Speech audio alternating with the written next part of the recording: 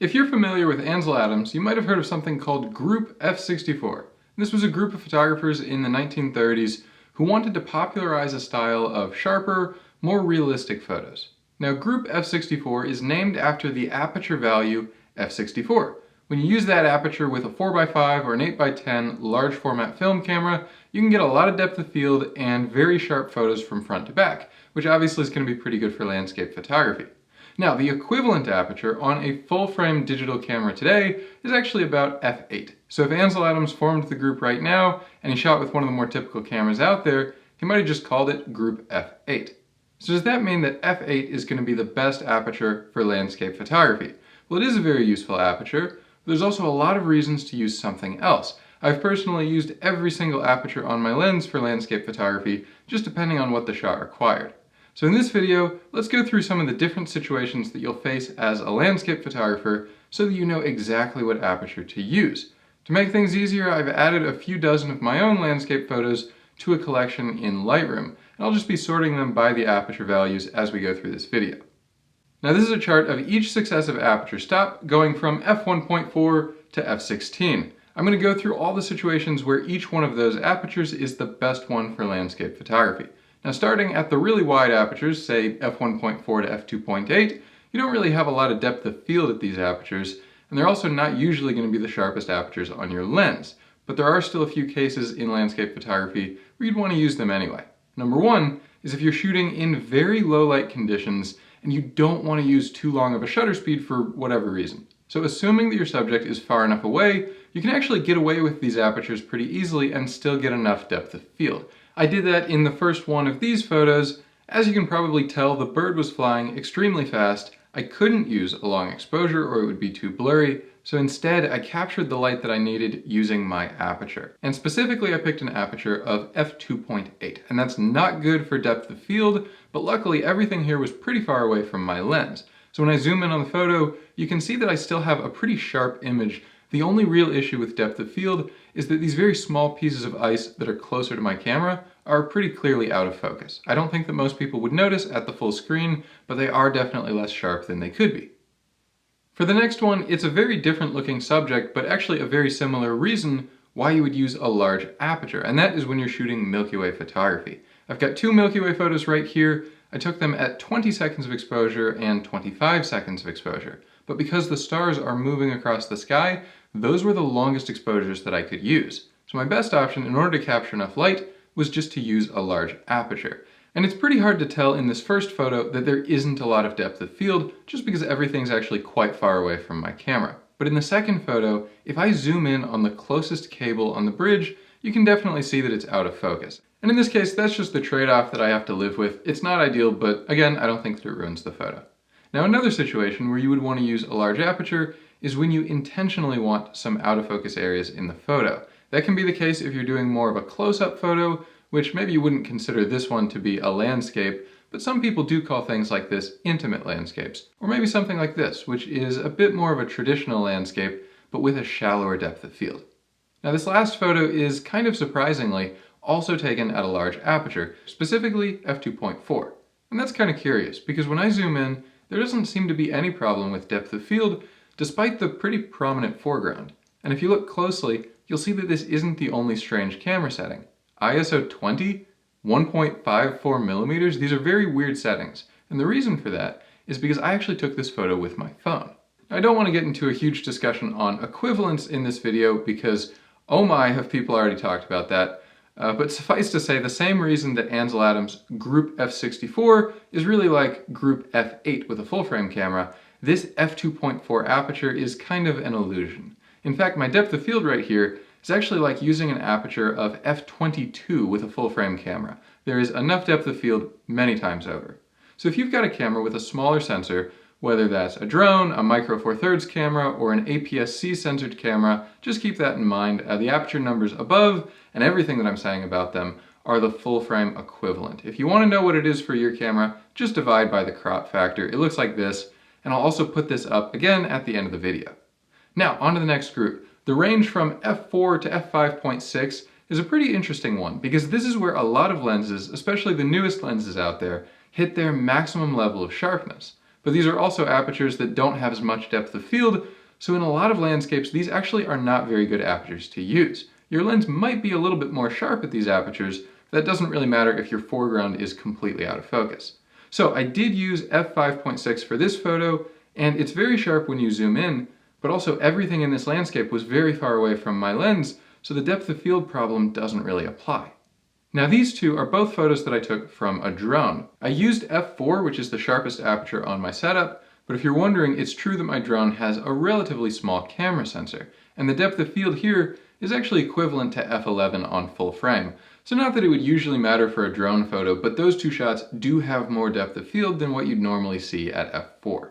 And then with the last two photos in this group, it's a dark environment, kind of similar to the Milky Way examples from earlier, except that it wasn't quite as dark in these two cases, so I could get by with f5 and f5.6 instead of using the largest aperture on my lens.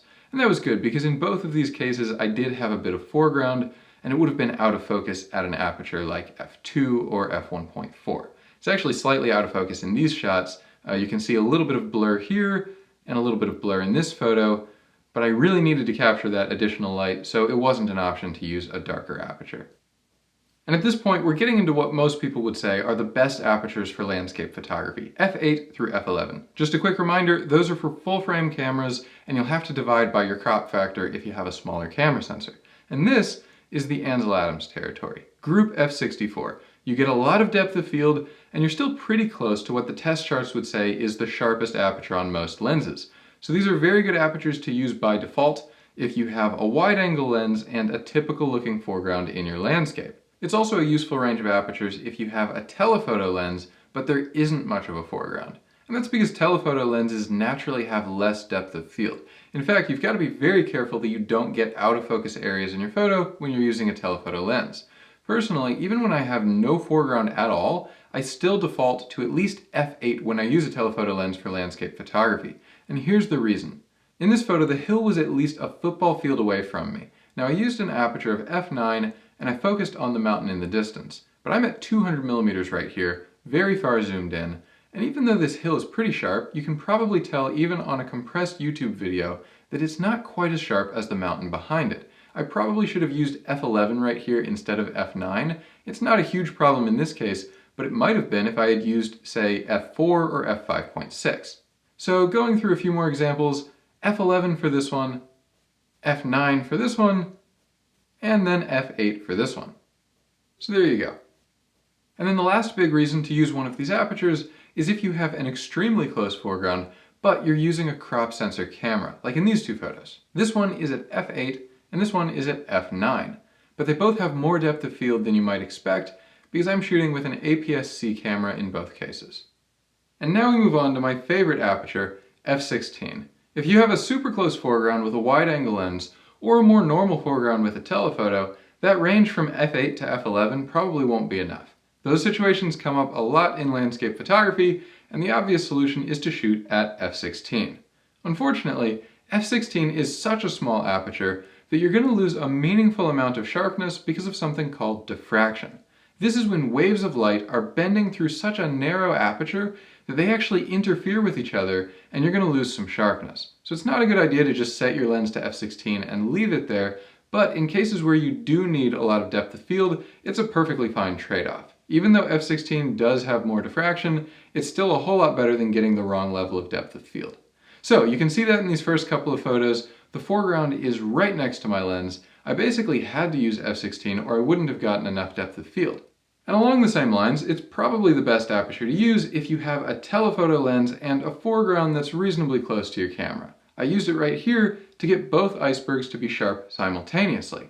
Then I used it here because the grass in the foreground is pretty close to my camera. And right here, same deal. The foreground here is actually close enough that it's marginally out of focus in the nearby corner. And even though that's not ideal, it doesn't really affect the photo, and it's a whole lot better than if I had used f8.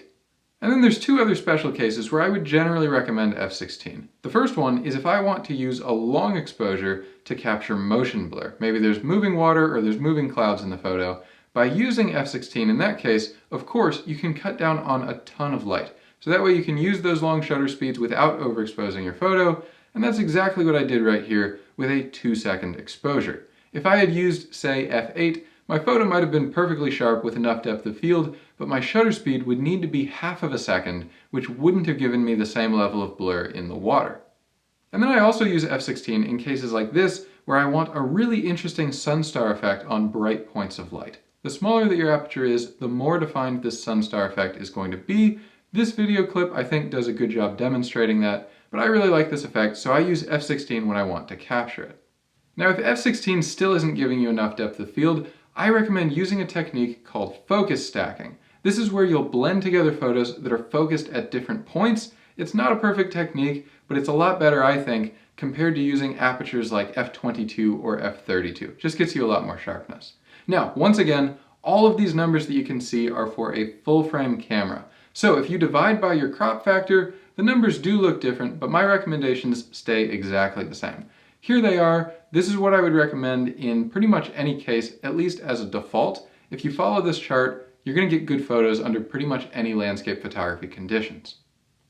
So if you came to this video wondering what the best aperture is for landscape photography, hopefully now you can see that it just depends on what you're shooting. The classic example might still be f8, but I personally have just as many photos taken at f11 or f16, just in cases where I needed more depth of field.